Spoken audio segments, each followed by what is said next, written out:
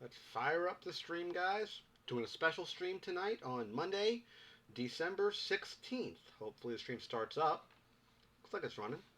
Looks like everything's kosher right now. See how it goes. Make sure everything looks good. Everything's looking good. Perfect. Streaming in the new apartment for the very first time. Hopefully, you guys can hear me okay. The email alerts will go out. Make sure they went out okay. I don't know how the stream's going to hold up. Using a different internet provider here in the apartment, so it's going to be a little bit different, I think. But I wanted to do a stream tonight. Hopefully, you guys join me in the stream. Again, unscheduled streams. I said I do these from time to time. And I thought tonight would be a good night to do a stream, mainly because I want to talk a little bit about what's going on with the channel, what I've been doing, what I tend to be doing going forward.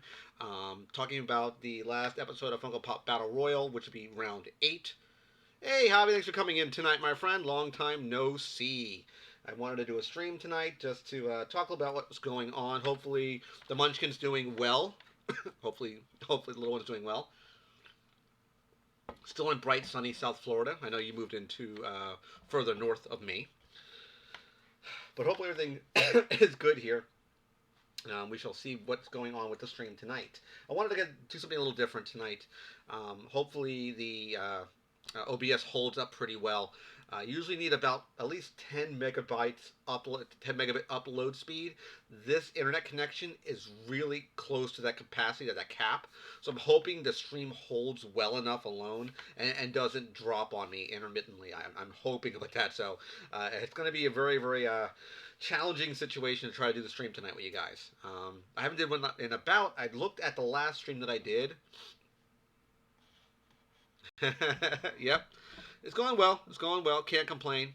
Can't complain. Doing pretty well where I'm at right now. So all things considered, is doing well. We're going to be talking a little bit about a couple things. What has gone on with the channel so far, what I'm going to be doing in the near future, ideas I want to kind of pitch to you guys, um, and of course the stuff with Coppa, or Coppa as it's known as. Letting you know kind of, if you haven't heard about it, what it's all about. A lot of YouTubers will talk about it and they'll get into a big rant about it.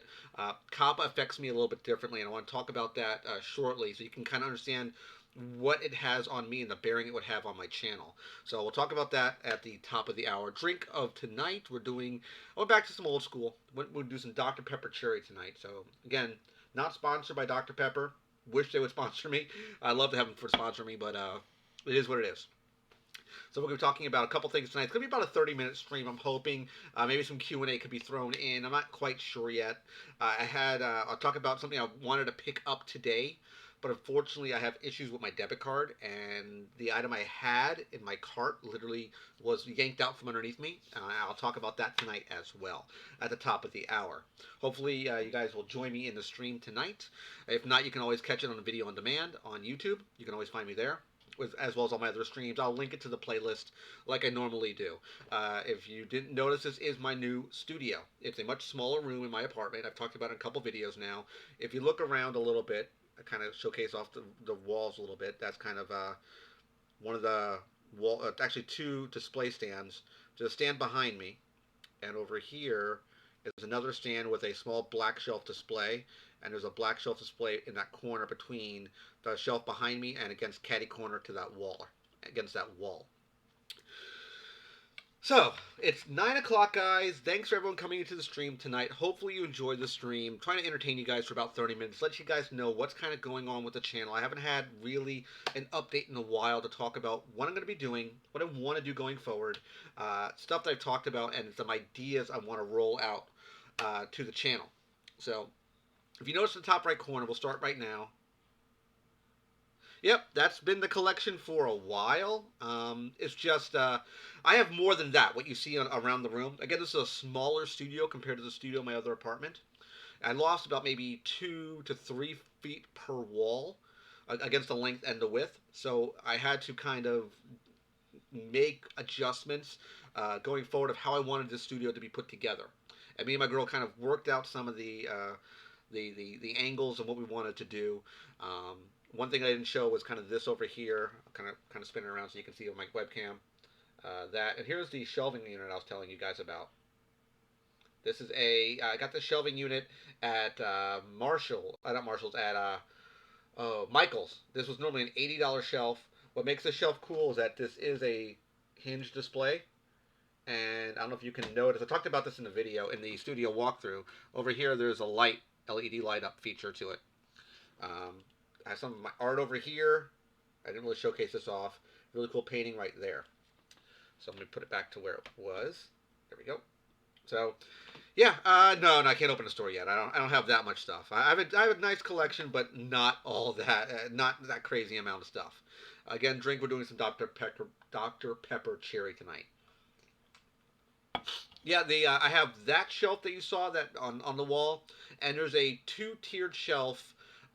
Both this shelf that you just saw and I have another shelf in my living room. That they're designed for pops. They're built for pops. They have, if you look at them, you have to do. Of course, this is out of box. This is designed as a shadow box to be displayed out of box. And I picked 8 decent pops that I liked that were important to me. The Dynamut and the Blue Falcon.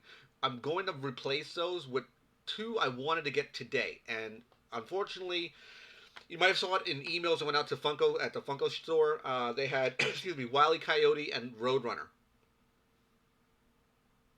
I do not have an Elf on the Shelf pop. I don't know if they even make one. They probably do, but I do not have one. The this I wanted to get the Wile E. Coyote and the Roadrunner. Unfortunately, I had it in my cart, ready to buy it, but my debit cards have been having issues for the last few weeks now, and I tried to get it in and declined my card. I went to charge it 3 different times and declined it for 2 different cards. So I'm looking online now to get the Wile E. Coyote and Roadrunner. That's going to be replacing my Blue Falcon and my Dynamut in the corner. So the ones you saw over here, I'll spin back around over here. That's Blue Falcon and Dynamut right there. Those two are going to be replaced with Wile E. Coyote and Roadrunner because I do really like Looney Tunes. Uh, yeah, I think they do make plushies for Elf on a Shelf. That was, I think I heard that particular brand, the term Elf on a Shelf. I believe that was done through Shark Tank, and the guy or whoever it was pitched this big idea, and they bought it for a silly amount of money. But yeah, Wile E. Coyote and Roadrunner dropped today. It was a 2-pack for Funko Store. It sold out in about 5 minutes, approximately.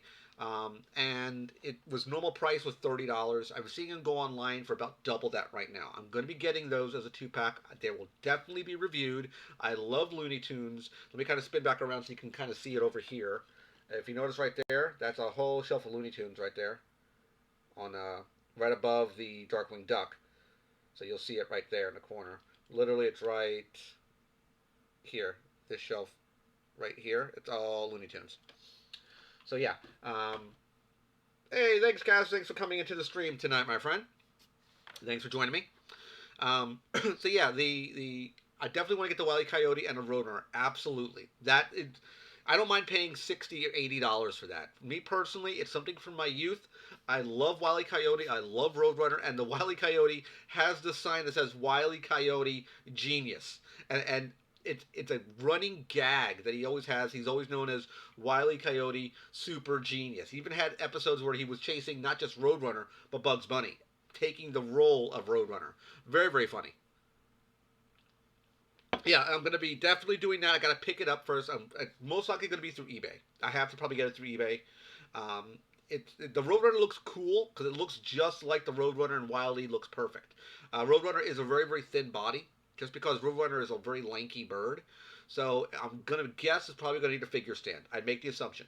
These were done as a 2-pack, but each one of those pops is not a traditional 2-pack where you have, let's say, 2 guys sitting in one package. They're 2 individual pops, so it's not a quote unquote 2-pack. They sold them as two individual boxed items. So let's talk about what we did yesterday. That was the Funko Pop Battle Royal Season 1, Round 8. And of course, it was these girls going at it head to head. It was Psylocke and Dark Phoenix in head-to-head competition. If you have not yet watched that video, I highly recommend it. Please vote. Who do you think is the better pop? Vote who you think is the better. If you want to say character, you can. I do those videos a little differently. I do those pure objective based, meaning I don't look at anything about this character's history, how strong they are, what weaknesses do they have, how long they've been in publication. I look at the pop itself, and I judge this pop against another Pop. That's the idea for Funko Pop Battle Royal.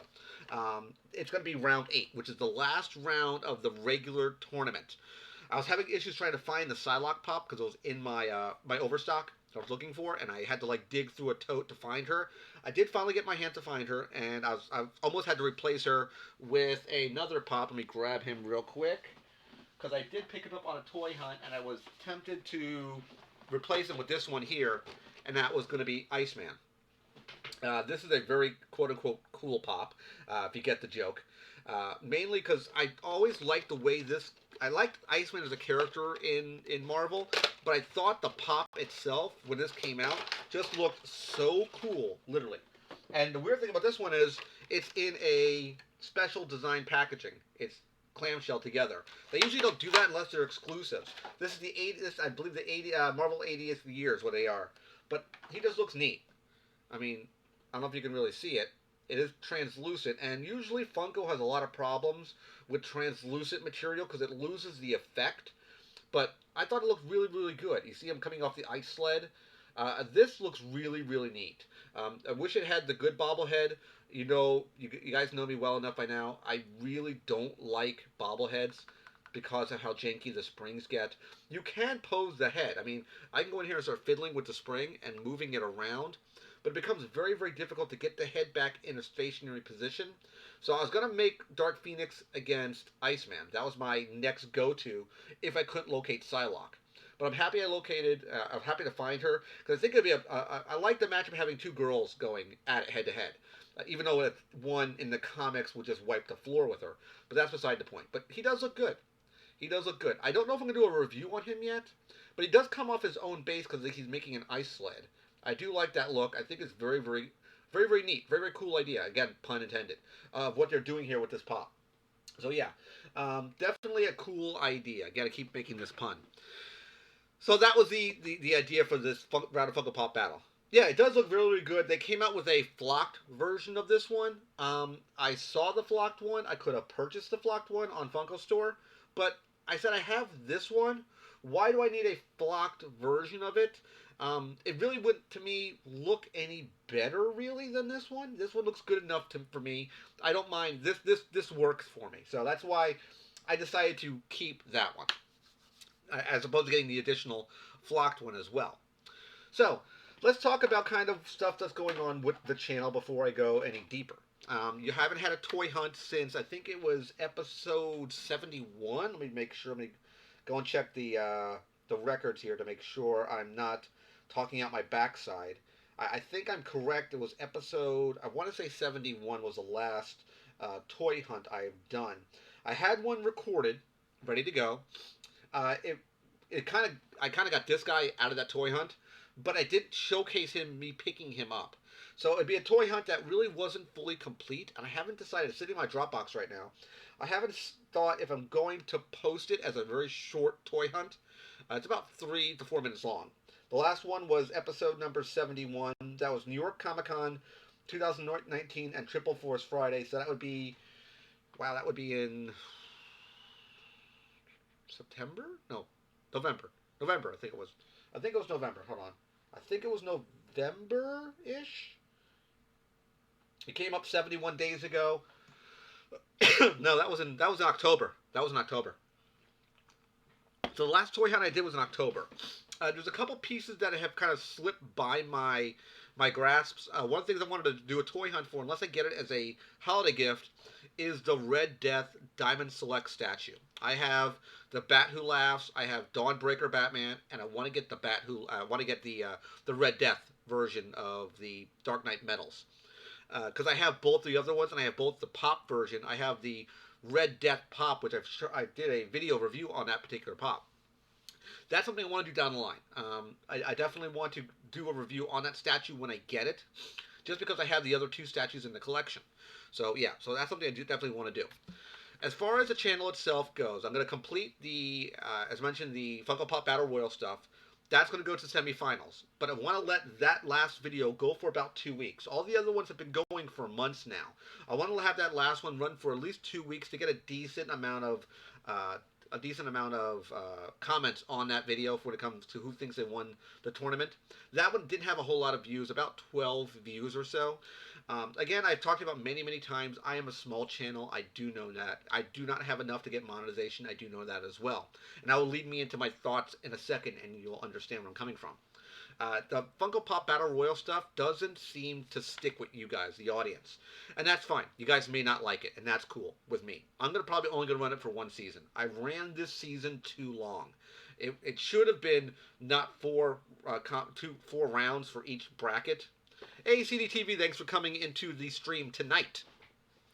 It shouldn't have been this long of a tournament. So it's going to go, you go rounds of 4, rounds of 2, and then it goes to the final. It was too long of this tournament. Thank you for coming. Thank you very much, CDTV. Very cool. You probably might have even seen me on the Amino community. That's where I was. I tried to build a lot of traction up for the channel, and that really happened from the Amino sites, from all the stuff I did for Amino. Yep, Land of the Mouse, meaning he's near Disney. That's what he's talking about, Optimus. Eventually, I want to take a picture of my entertainment center, Optimus. I think you would like that because we had some issues with our AC, and we have this really massive entertainment center, and a top bridge that goes across are all Transformers. I have some of the Combiner War. Most stuff I have are Combiner War stuff. I was a big fan of the Combiner War stuff that came out several years ago. I do have a Superion all put together. I have a Masterpiece. I believe it's either Toys R Us or Masterpiece Prime. I have a Toys R Us Rodimus. I have the Walmart Skywarp, the Masterpiece level Skywarp. I have a Springer from the Combiner, either Gen 1, not the actual Gen 1 Springer. It would be the Wreckers version of the Springer with the shoulder pads that would slide up and down. I have I think it was card. I think it was called. It was a Japanese. I can't remember what it was called. There's a certain name for this line of Transformers in Japan. It was like Alienator or something along those lines, where it's Optimus. Oh, they're lucky, man. Robolox. I wouldn't doubt it, CD, if they eventually do something like that. I know the Robolox stuff you're talking about. I would not doubt it at all if they eventually get the license for that. It's Funko. They get licenses for pretty much everything. So I wouldn't doubt that in any stretch of the imagination. They'll probably wind up getting their hands on it eventually down the road. I would just keep your eyes on it. They probably eventually will. I don't doubt it at all. Let's see here. Do I have a favorite pop?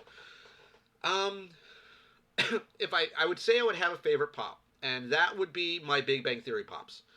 It's what broke me into Funko when I started first collecting it. I know Trippy wants to know that. When I first got into Funko, I mentioned this before in many videos. Hey, Optimus again. When I broke into Funko, I was originally collecting G.I. Joe and Transformers. When I started watching videos online on YouTube of some stuff of Funko, I really liked the idea of Funko, and I liked the presentation of what they look like, and I thought the cool factor of what they were all about. Lo and behold, close to 500 pops later, I've gotten a little addiction, tiny bit. So what broke me into Funko was Big Bang Theory. I got the full line of Big Bang Theory pops, but when I was first getting into collecting, I threw the normal boxes out for my Big Bang Theory pops, my original line of them. They're a little bit more pricey now just because they're very hard to come by. I do have a set of pops that I've talked about before. Yeah, close to 500. Let me get my Funko. There's a app you can get for the Funko. It's their app, which was Stashpedia's originally, and it was bought out. So my collection here's my collection. This is every pop I own and the current price value of the pops themselves. So as I mentioned, close to 500 pops in the collection with Dorps and things like that. About $8,000 worth of Funko, and that's nothing for someone like me. There's guys out there who have way bigger collections than I do. Way bigger collections than I do. Cleta Selden, I think has close to 2,000 pops. I believe he has every single Star Wars pop ever made. We're talking variants, exclusives, Comic Con versions, San Diego Comic Con versions, New York Comic Con versions. Every pop that has ever come out for Star Wars, the last I heard, and that was months ago, he has every single Star Wars pop ever made. The only thing that you want to be careful of, CD, is trying to find a way to store them. I'm going to be making a video about these shelves. I talked about this before. These black shelves you see over here. They're really good shelves. They have a real big story, and I'll talk about that in a video, in an upcoming video. I might even do it tomorrow. I haven't decided yet. But those particular shelves are not designed for Funko. They're designed for something else, and they're not too difficult to put together. They're durable. They have flex, so you can put your pops as long as they're your standard 3 3/4 inch pops like these guys. They will fit in those shelves as you see there, and they can either straight or side orientation. They have way too many Star Wars pops out there. They have, I know his whole collection is not 2,000 of just Star Wars pops, but he has a silly amount of them.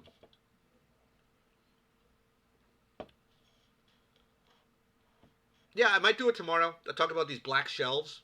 Um, just because there's a real interesting story to them. They're not too expensive. They're about 5.5 feet tall.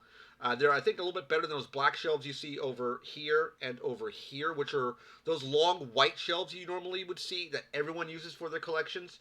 These little black ones here I got a smaller size intentionally because I wanted to have a smaller footprint because I needed a lot of space. Space here is like gold. It's real estate because I had to make the most with little I had to work with, and I did. I almost got all my pops that I wanted that at least were in my old studio, at least not the ones put into storage, in this room.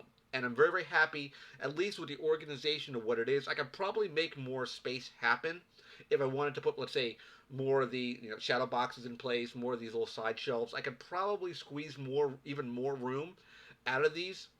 The one thing I did do is I took away this wall that my camera is facing. This is my computer desk, so it's shooting this way. In my original studio, this desk wasn't here. It was in my living room. I had black shelves across the entire room and these white tall shelves, which I'll talk about probably in that video tomorrow, most likely. But one of the things that I wanted to talk about also was subscription boxes.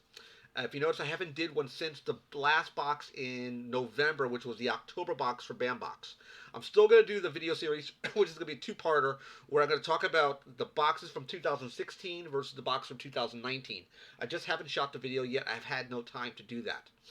That's going to be basically talking about the 2016 box versus the 2019 box, which will be part one. And part two is I'm going to take every item that I've gotten out of those 3 boxes for 3 months, and I'm going to try to sell every item in those boxes on eBay as a joke. It's going to be as a goof to see if I can even do that. Let's see. You've heard about the Swedish ratings board supposedly confirmed. Oh, yes, that's the. I heard. I talked to a buddy of mine at work about this today. I think they're doing something at a German McDonald's or a Burger King that if you can read the spoilers, they'll give you some type of free food for it. I heard about it. Don't know if it's true. It might be something. I don't know. But that's P.O.Box. I'm going to definitely do that. Yeah, some of the. I know what you're talking about. The older Stone Cold Pops are really a bit pricey to get your hands on now. I would definitely, for stuff that you want to, if it's a Grail pop, again, Grail, we've talked about it before. Grail, if something is considered a Grail or let's talk one step back, vaulted. If you see a pop that's listed as vaulted, that means the pop is no longer in circulation, meaning they've taken it off the shelves. They're not making any more stock of those items. And once those item sells out, it sells out, and you can't get any new ones produced any longer. You have to buy it on a secondary market. That's what the term vaulted means. You'll see a lot of pops that will say vault, and people try to sell it as a special vaulted pop. Grail means something that's extremely pricey and valuable. That's a terminology that the pop community uses. They call it Grail. I would get some type of pop protector for those items. You can find some really good ones. Let's see if I can find one here. Let me grab one here so you can see what they would look like. If you've never used a pop protector before, CD, this is a pretty good one off a May pop. I picked it at a Comic Con. These ones are pretty good. Um, what makes these pops really... This one is even better because this was locked in place. This particular pop protector is physically kind of sealed. I'd have to kind of go in here and break a seal. I don't know if you can see it right there. It's sealed on the top. So these ones are good if you want to seal it and not open it. Um, it's even, if you can see here, there's even sort of like this wrapping here, like it's like a cellophane right here.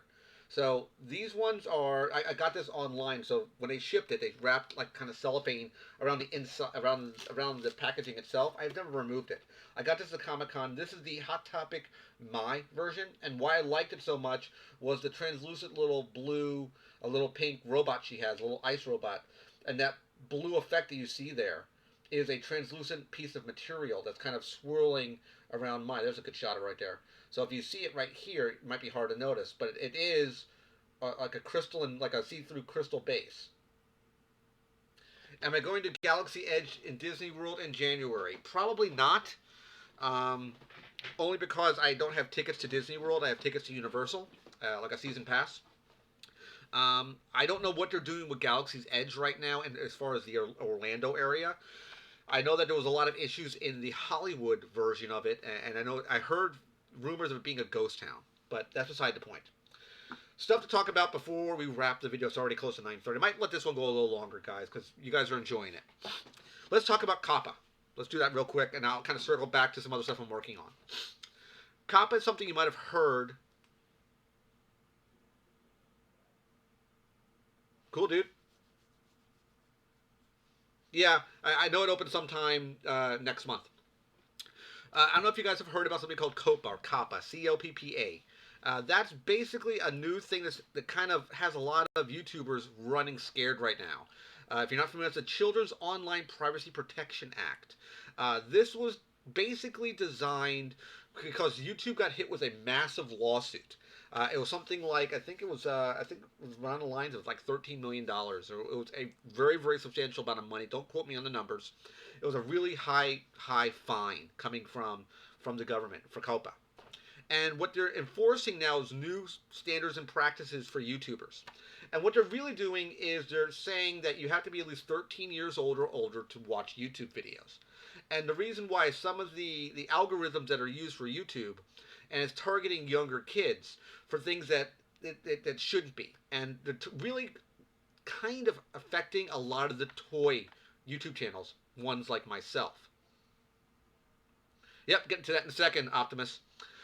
So a lot of big YouTubers that were doing YouTube, making a good living off of it, are very, very, very scared right now. I looked through all my videos on my channel. I'm about to get to the Optimus. Because I think last time I checked, I have 557 videos that I have loaded to YouTube in the span of 3.5 years of doing YouTube. Yes, it's been that long. I started this channel July 4th, 2016. That's how long I've been on YouTube.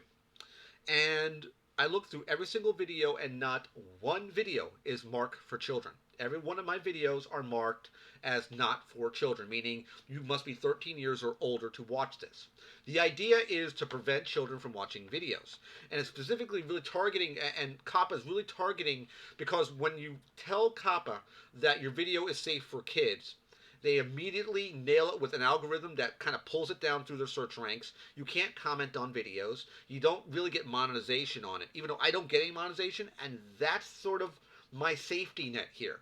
And it's a catch-22.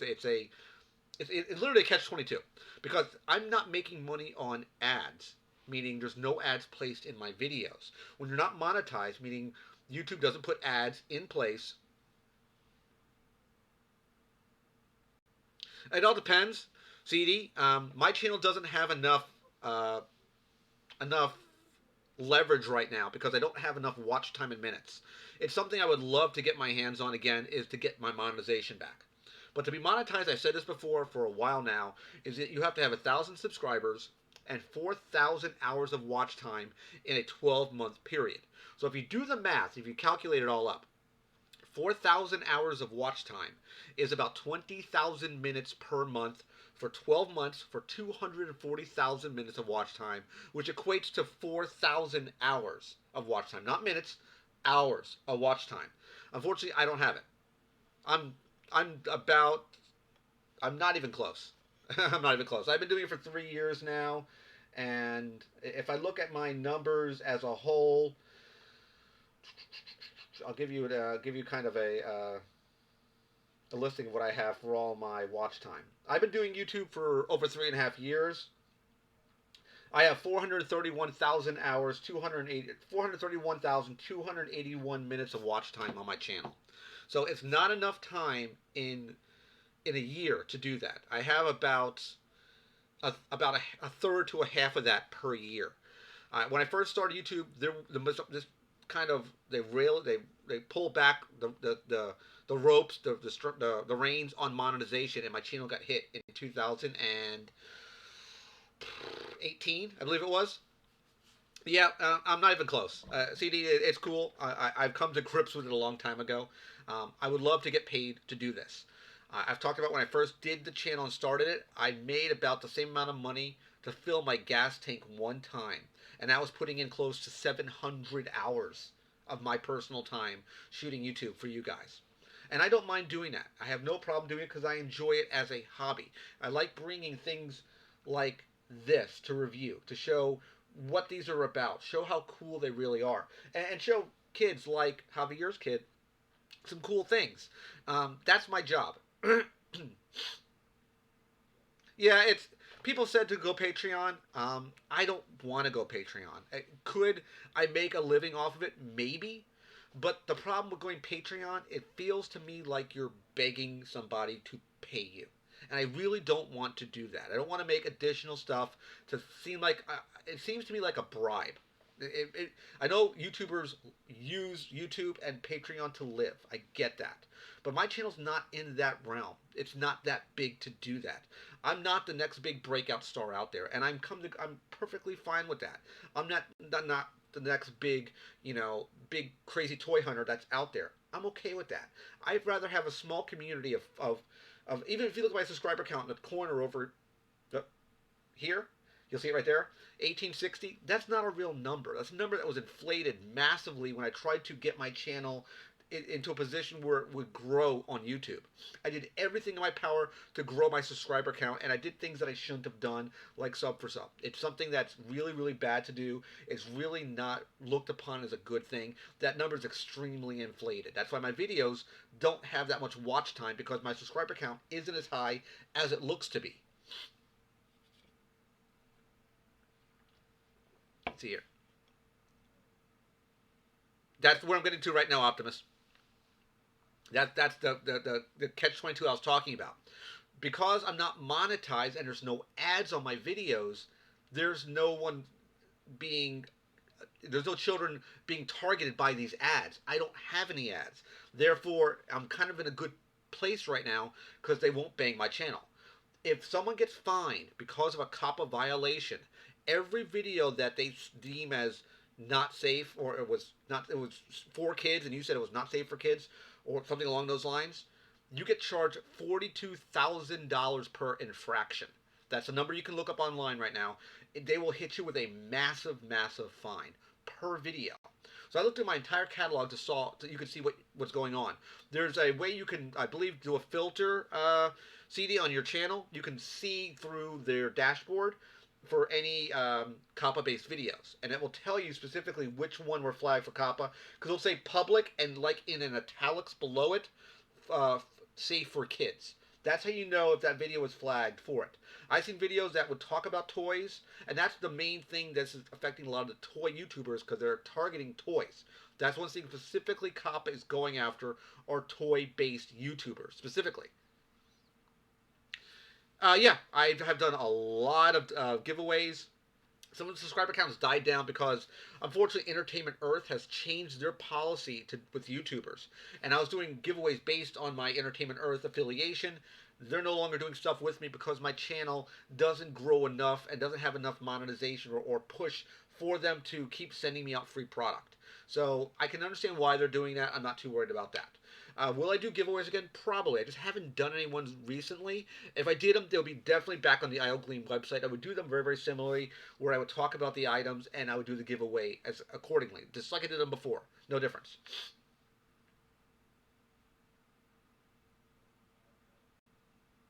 Yeah, but what they're going to do, Optimus, they're going to bang you. They don't care. They don't care how many views you get. They don't give a crap. This is Coppa going after you. They'll bang you for the full extent of the law, and they don't care. It doesn't matter with them. They one view or a million views, they'd still bang you. It doesn't really matter. So I mean, I'm happy there because I'm not in a bad position. Right now, the channel's in a good spot. Also, that was one of the biggest things that I wanted to talk to you guys about because I'm not going to go. Yeah, just keep an eye out on your CD. Just I would maybe do like every once a week. I would like see. I would like maybe do maybe once a week or once every couple of weeks. Take a look at your videos and just run through your list of your new stuff to make sure it did get picked up. If it did, just go in there and I believe you can either manually adjust it or you can say no, this is really not for kids. Because when I originally thought about this whole thing, I thought this would be cool. I can make my videos for kids, and I'm like, it hurts your monetization if you would have had it. It lowers your monetization rate. It takes away comments. It disables comments, so you can't even comment on the videos. It hurts your search ranks. It's bad. It puts a video in a place to die. That's what really happens when you go into a for safe for kids video. If you think about it, it should maybe have been transitioned to like YouTube for kids or something along those lines. And it's weird because I saw one YouTuber specifically did a video for Hot Wheels, and they did two videos for two different cars. One video got flagged for kids, the other one did not, and it was two different cars talking about Hot Wheels. Let's see, most of your subs and Discord people are high school or college, some middle school too. Most of my, yeah, CD, most of my audience originally came from little kids, young kids. That's one of the reasons why I could probably get a lot more subscribers if I wanted to, if I really tried hard enough to make this channel more adult oriented. If I wanted to go down a rant, if I wanted to make the language more saucy or more adult risque, I probably could do that. I don't like doing that, even though if I have a mouth like a sailor. But when it comes to YouTube, I think a lot of kids out there kind of look up to me a little bit for what I do and what I present to them. So I try to keep the language as clean as I possibly can. I don't swear usually on my channel because a lot of kids watch my stuff, and I understand that. And I try to keep it as clean as I possibly can. Yeah, CD, I would definitely just keep an eye on your stuff, especially newer stuff that you would have put up that week, just to make sure it doesn't get dinged. Because you can go in there and manipulate it and change it going forward. You can say, no, this is not that. It's this instead. So you can do that. What else? So we're going to go back to doing toy hunts. We're going to be doing the P.O.Box stuff. I'm looking to get my hands on another subscription box. I do want to do more subscription box unboxings because I like doing it. Absolutely, Javier. I know your little one does watch. I know Shrimpy does watch my stuff. And I know that she'll eventually grow out of this. And I can understand that. You get people come and go in this medium all the time. But for me to give the best possible content I can, I try to make it as clean as I possibly can. Because these are, in fact, still, they're kind of adult collectibles. Oh, thanks, San. Thanks for subscribing. This is a childlike thing in a way, but it's also really adult. It's sort of in this very, very gray area where a lot of kids like Funko, but a lot of adults like them as well. It sort of spanned the gap because of pop culture. It's a pop culture item if you really think about it. I really wouldn't call it quote unquote a toy. I call it more a collectible than I do a toy. But all things considered, Funko to me, it's one of the main things I have on my site. Going back to what I was talking about earlier is I definitely want to get a subscription box. I definitely want to do that again. If anyone who's watching the video wants to do a trade box with me, let me know. I did one about a year and a half ago. I had a lot of fun doing it. I don't think the price point for the box will be more than $50. My sound volume is a lot higher on regular videos compared to streams. Yeah, it's because I'm sitting on a mic. I have a lapel mic that I normally have hooked here. I have this mic right here, if you can see it.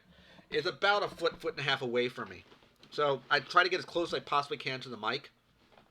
My sound's always been an issue with this one. But as long as people can hear, just crank the volume up a little bit, it should be okay. I did notice that because my sound, again, brand new setup here. But it should be okay, I hope. Everybody else in the stream can hear me okay? Just let me know, please. I'll keep going for a little bit here. We're still doing pretty good on time. The Hey OMG, how's it going, sir? OMG, I'd love to do a trade box with you, my friend. I'd love to do a trade box with you. Um, absolutely, absolutely. Hit me up. I'd love to do one. I don't think the price point would be more than, I want to say, cap it at 50. I'm thinking capping it at 50 might be good. We would need to exchange pictures of the collections that you have, OMG. I have not read any leaks. I have been leak free. I don't want to know a damn thing. I saw some of the trailers. I saw the first trailer and a couple trailer spots, but I have not seen anything else. I want to not know a damn thing going in. I have my own predictions of how it should go based on that monstrosity of horridness that was the rise of the Last Jedi. Rather, it was horrible. I hated the Last Jedi. I came that close from walking out of the movie theater. I've never walked out of a movie in my life. I came that close to walking out. Hopefully the leaks are not that bad. Hopefully they do something good. Hopefully JJ steers this wreck of a ship back to where it needs to be. I really really hope so. Going forward. If you have any suggestions, probably I do not doubt it at all. If you have any suggestions for a subscription box, let me know. Unfortunately, Collector's Case has kind of went to the wayside. I have not yet heard from them for about 6 months. I've been trying to get in contact with them constantly, and they still just don't get back with me. I don't know why. I have watched the first 4 episodes, Javi. I watched the fourth one last night, rather. I like The Mandalorian. I really like it. It's a very, very enjoyable show.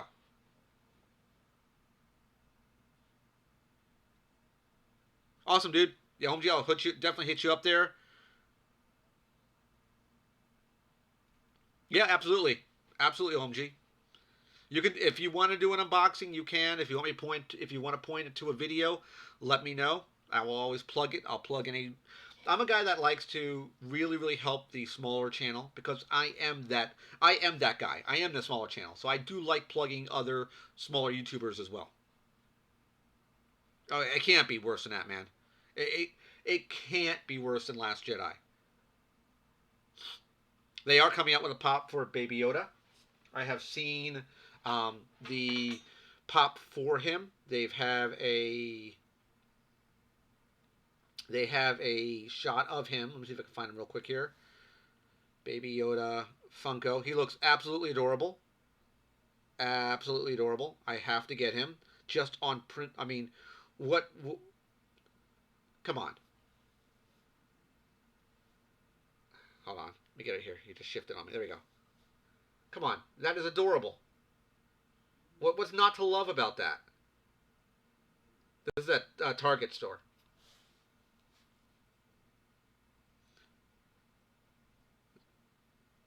Yep, they are coming out with it. Do you still do the WWE box? I did the one of them, the very first box that came out. I think it was the very first box that came out. I did that one.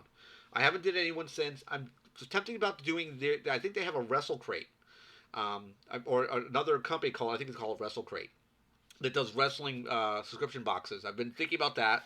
I have not. And it's one thing I wanted to circle back to here is I wanted to let you guys know I haven't done anything with Admiral Akbar as far as a new worldwide wrestling podcast, just because I've been very very busy.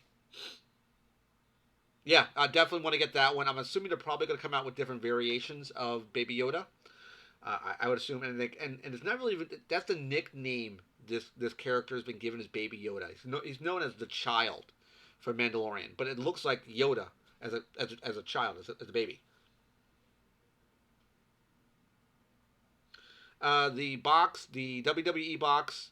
What happened to the box I used to do? The collector's case. That one I did for about a little over a year and a half. They simply went away. I have not yet heard from them, as I mentioned earlier, in close to 6 months. The last box was in December 2018. Why they haven't done any more, I don't know. I was in contact with them about June, July. They were going to let me know when they were going to do the next set of boxes. I told them when they were ready, let me know. I can beta one of their boxes. I can look at one of their boxes. I can give them my honest opinion about their box because I like their stuff. I thought they had very, very good stuff. Absolutely, Optimus.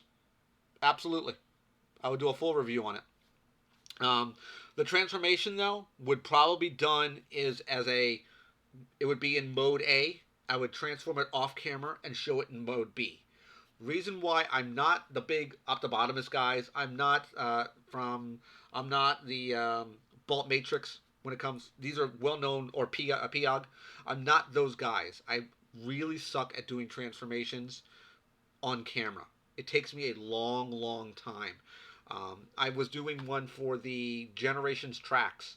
It literally took me an hour to try to transform him because I didn't have the instructions any longer.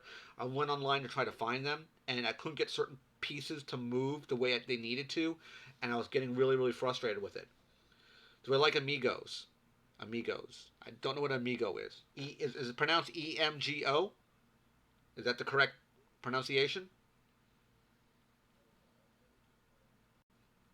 EMGO. Amigo. I don't know what an Amigo is. I know what an Amiibo is. Like Amiibo from Nintendo. Oh, it's a YouTuber. I'm guessing. I never heard of that one. The only one I really followed when it comes to Transformers YouTubers is Peog, Peagh, I believe his name is, and Bolt Matrix. Those are the two guys I followed for a while, just because I like them. Again, those are two guys that when they do their reviews, they use a light box. I've talked about it many, many times. If you watch some of my very first videos I shot, I did a Kyle Rayner review in a light box and the Gothotropolis Raven in a light box. Extremely horrible videos. I tried doing it with my camera kind of over my shoulder and the light rig inside the light box. It was a small light box that I have. It's about a 16 by 16 light box. You need one much, much, much bigger to do that. It was horrible. I know why they do it. I get why they do it. But for me, shooting a video inside a light box is very, very impersonal. It's very impractical, at least to me. When I do a Funko review, let's say for Iceman here, I'll go to my table, I'll physically have it in front of my camera. You'll see about half my chest down, and you'll hear me talking as I manipulate the figure or talk about it. Or if I do an action figure review, same idea. That's what I normally like doing. I like you be able to see me in the pieces that begin the video, where I go through the breakdown to showcase what it is in the packaging, and then take it out of the packaging, review it, and give you my final thoughts.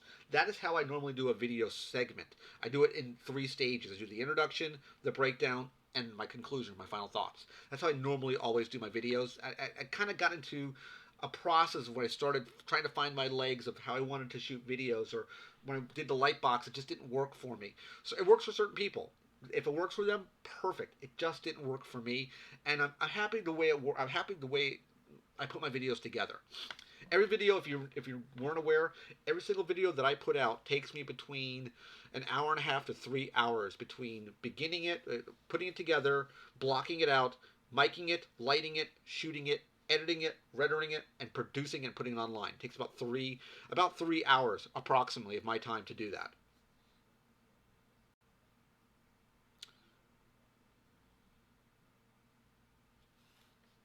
Yep, always.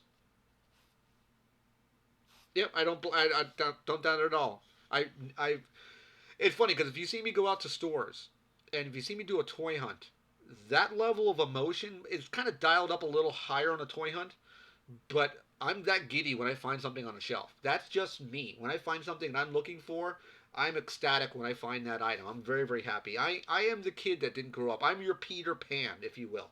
I am the kid who's never grown up. Even though I'm 45, I still love collectibles. I still love toys. I have been and I always will. Even when I'm an old gray man, even though I'm getting gray a little bit right there and right there, I still love this medium, this format, this stuff. I still love it. And I will always love it. If maybe I'm not be a YouTube, who knows how I'm going to do YouTube for? I mean, I could stop this in the next year. Who knows?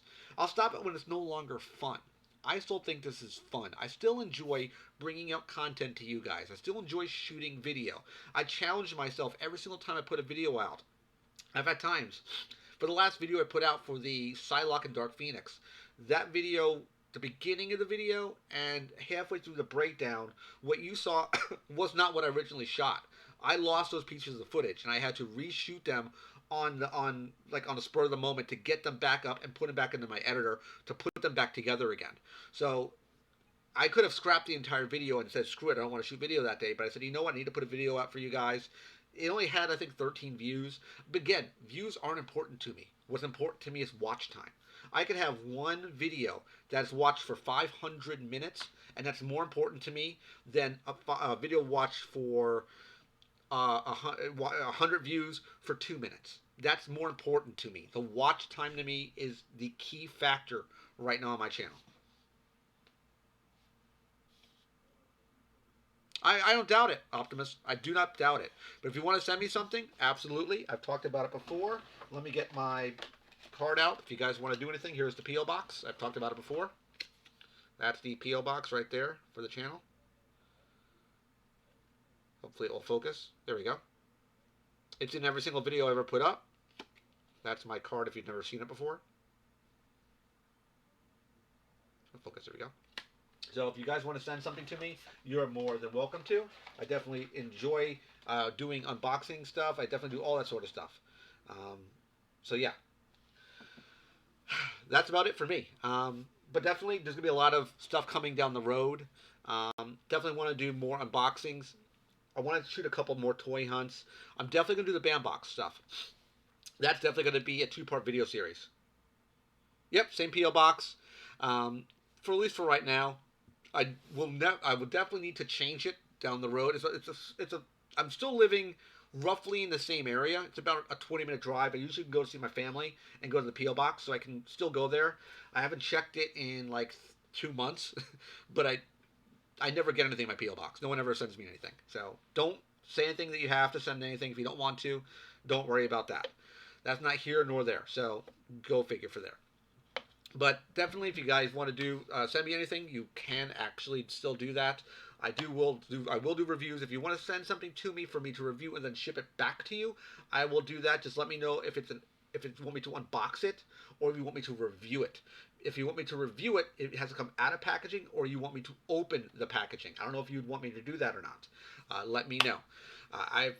One thing I've always talked about, I always loved my fans and subscribers. I still, to this day, everything that's ever been given to me, letters, artwork, anything, collectibles, I still have all that stuff. I don't throw anything away. I even keep the envelopes they come in, because to me that's very, very special. If someone takes the time and effort to write something or draw something to me, I will keep it, I will display it, I will show it on the channel, unless the author says no, they don't want to do that. Who's my favorite Transformer character? I can give you 3 of them. When I first started collecting Transformers, back in the late 80s, there was 3 Transformers that I got my hands on when I was young. I had Optimus, but everyone loves Optimus. He's the main guy everyone loves. There was 3 Transformers that I owned when I was a kid. First one was, of course, Cliff Jumper. He's one of my favorite Transformers of all time. Love Cliff Jumper. Because my family didn't have a whole lot of money back then, and the little mini bot Cliff Jumper, we're talking the old school Cliff Jumper, not the fancy one you see in a newer iteration of the Cliff Jumper. I'm talking the small variation to the Bumblebee Cliff Jumper. I had that one. 2, I had Skywarp, the original 1984 Skywarp, the black and purple jet. And last but not least, I had Blue Streak, who was the Saturn, I believe, or it was a Nissan. He was a Nissan, the silver version of Blue Streak. Not Silver Streak, not Streak. My girlfriend fiance, picked up for me a Blue Streak Takara version. That's the physical Blue Streak. This is one when they lost the license to the Blue Streak name, hence they used the word Silver Streak or just Streak. This Blue Streak is a physical Blue Streak masterpiece version. She spent well over $100 for this particular Transformer just because I liked Blue Streak that much as a kid. So 3 Transformers, of course not counting Optimus. It was Cliff Jumper, Skywarp, and Blue Streak were three Transformers that I liked as a kid. Those are my favorite Transformers of all time because I remember those Transformers as a kid and I love them. Yep, see? I love Blue Streak. And he was different than Prowl. He had a little bit different head sculpt, and he was just not a paint variant. There was a little bit of different tooling they used for Blue Streak compared to Prowl and Smokescreen. So they were different. Yes, I do know my Transformers Optimus. I do know a lot about a Gen 1 stuff. So you're talking to a guy who's in the community, and I know a little bit about it. Not everything about it, but I know enough to be dangerous. So yeah, that stuff going forward. um, Definitely want to do some more subscription unboxing stuff down the road. I definitely want to. I just haven't done it yet. I want to definitely go around that road. Of course, would name Optimus Prime. You don't like Optimus? Of course, you like Optimus. I don't say I like Optimus, but I can't say he's my favorite. I had an Optimus original '84 version, and I have a masterpiece version of him. That's the one with the orange axe that attaches to his hand. I do have him with the trailer, but is he my favorite? No. I do like Superion. I have all five of the Combiner Wars version of Superion. I do like Transformers. I shifted from my focus from GI Joe and Transformers to Funko, and that takes all my priority right now. It takes all of my space.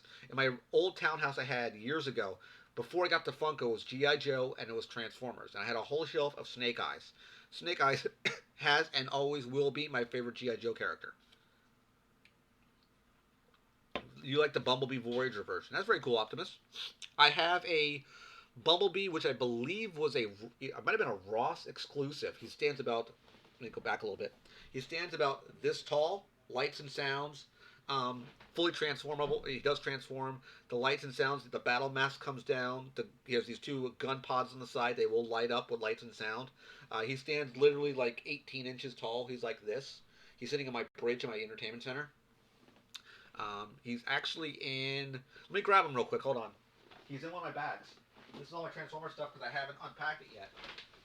So I can show this off to you guys, which I think he's in. I think it's over here.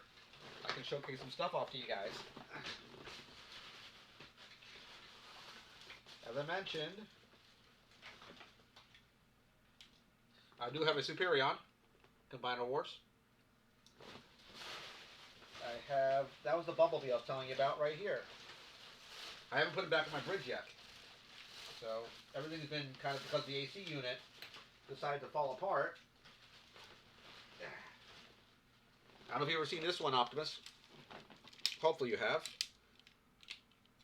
That's the Bumblebee. A massive, massive Bumblebee.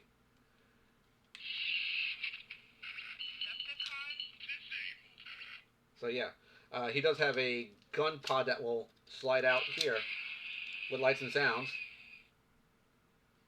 So yeah. Okay. Battle Mask will slide into place. It will slide up right here, revealing his head. Fully slides down. If I can get it. There you go. So he is very, very tall.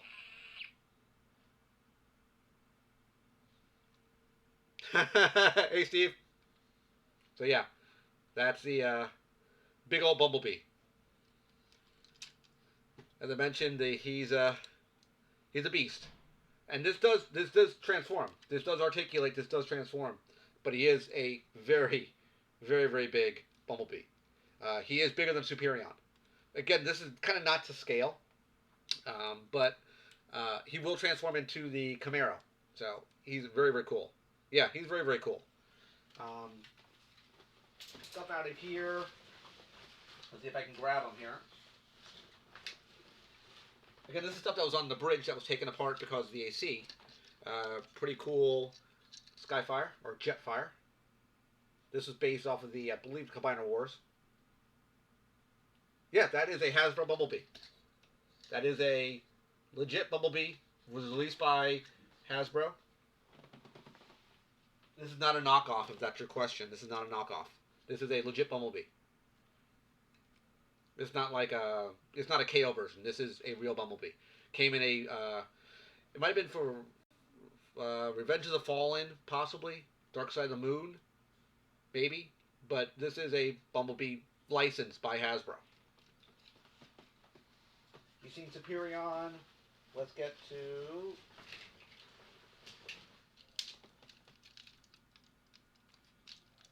And there's my Rodimus. This is the Toys R Us version of him. He'd normally be holding his gun, but his gun fell out right now. Jetfire's nice.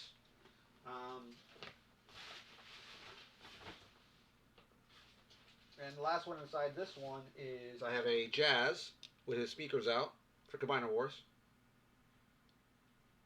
So yeah, that's stuff out of that bag. But yeah,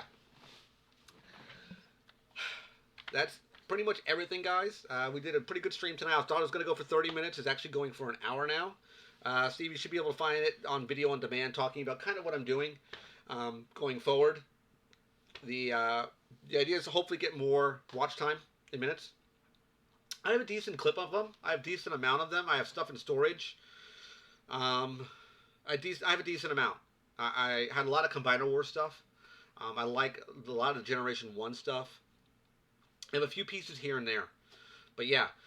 So that's about it, guys. I'm going to wrap up the video. We're running it for close to an hour now. So I want to thank everybody who came into the stream tonight.